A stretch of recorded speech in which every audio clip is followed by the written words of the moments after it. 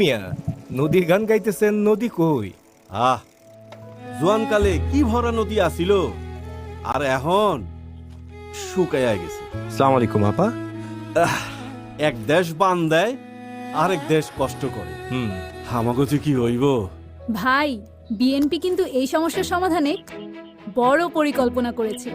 গ্রহণ করা হবে পদ্মা ও তিস্তা ব্যারেজের মতো প্রকল্প। 5 বছরে 25 কোটি গাছ রোপণ ও রক্ষণাবেক্ষণ করা হবে।